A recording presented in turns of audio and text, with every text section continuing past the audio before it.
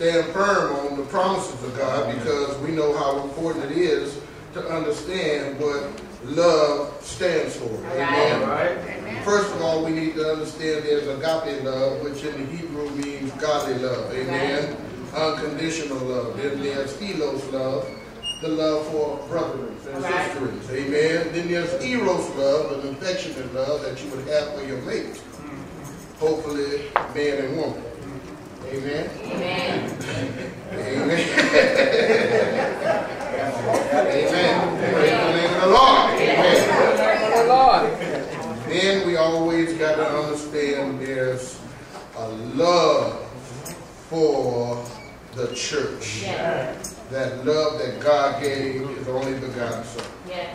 And our text today is coming from the love chapter, 1 Corinthians 13. If you don't know it, you need to get to know it, especially if you're in a relationship with somebody besides God. Amen. But most importantly, this is the characteristic that God is looking for out of all of us. Amen. And if you don't mind, we're kind of going against protocol here, but I'm going to read the text. And then I want to back up just a little bit to bring it into perspective, okay?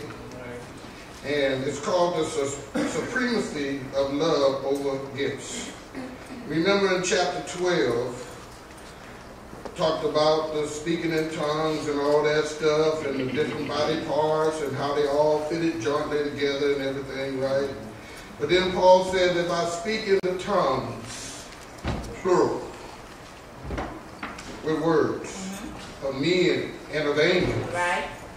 but have not love, I am only a resounding gong or a clanging cymbal. Right. If I have the gifts of prophecy and can fathom all mysteries. In other words, my imagination is just that broad. And then it says, and all knowledge, and if I had the faith that can move mountains but not have love, I am nothing if I give not all that I have. If I gave all of my possessions to the poor and surrendered my body to the flames, but have not love, I gain nothing. Love is patient. Yes. Love is kind. Yes. It does not envy. It does not boast. It is not proud. It is not rude. It is not self-seeking. It is not easily angered. It keeps no record of wrong. Love does not delight in evil. All right. Love but rejoices with the truth. That's the part we really need to get.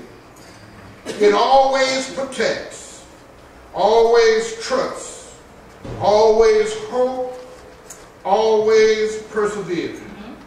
Love never fails. Love never fails. But where there are prophecies, they will cease. Where there are tongues, they will be stilled. Where there is knowledge, it will pass away. For we only know in parts and we prophesy in parts. But when perfection comes, the imperfected disappears.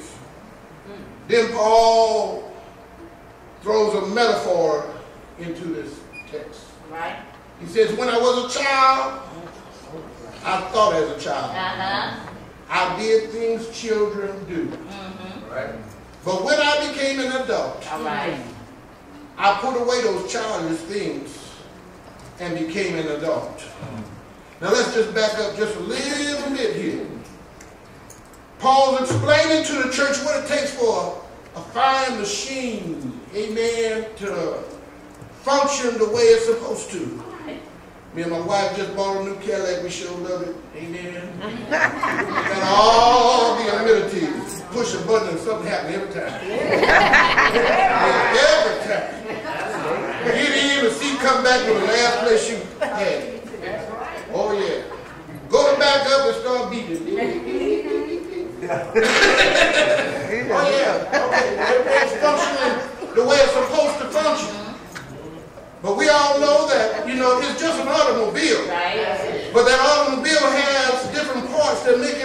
the way it's supposed to function. You know, it got the best of tithes on there, the Michelin's, amen. Keyshawn said, oh, that's the Marshmallow Man tithe. Oh, yeah.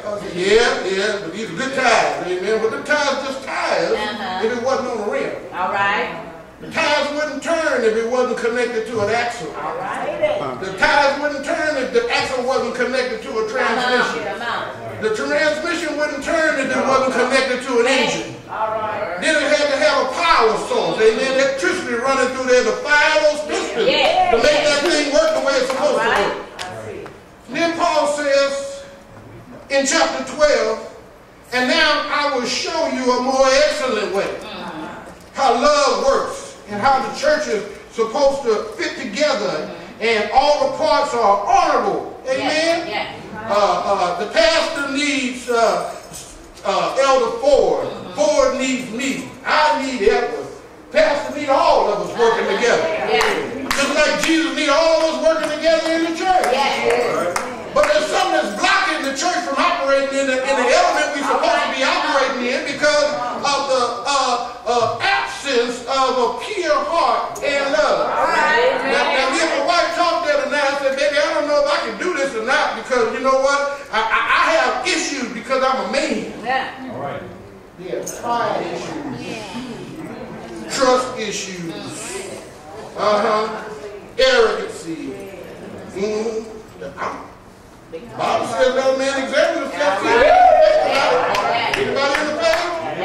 I wish they wouldn't have took my rib and gave it to y'all. Maybe I could have all those y'all things I needed, but because I'm a man, maybe love ain't being expressed the way it ought to. Now, when I want to do good, you will always make it. I'm trying. Y'all. I want to love, but because of some hurts, some disappointment, some issues in my past life, it's hard to let a wall of defense down, amen, because I'm just built that way to protect myself. But it ain't because of God, it's because of me. So Paul says, let me show you a more excellent way. Don't matter how much I can speak about the word, it doesn't matter if I talked in tongues or what I did. If I don't have love, I'm just a sounding brass and a tinkling cymbal.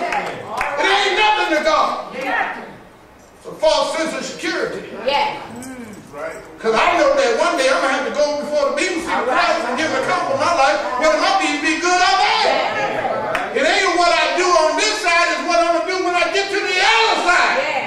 Am I going to sit around the throne and cry out, holy, holy, holy, unto the Lord, amen? Or I'm going to hear those words depart from me, you work of iniquity.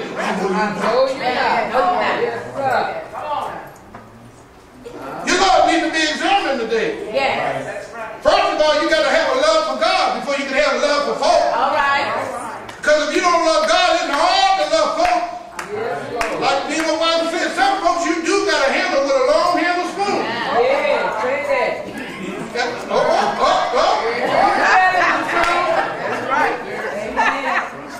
Some folks are professional con men. They take advantage of our kindness every time. I love my son. He's my only son. I gave him more than I gave both of my daughters.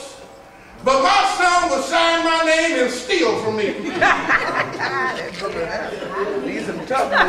I still love him. I can't trust him, but I love him. That's how we do God sometimes.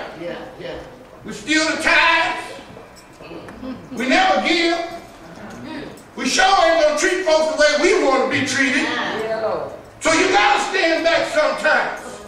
But Paul is saying, look here, you got to put all that aside.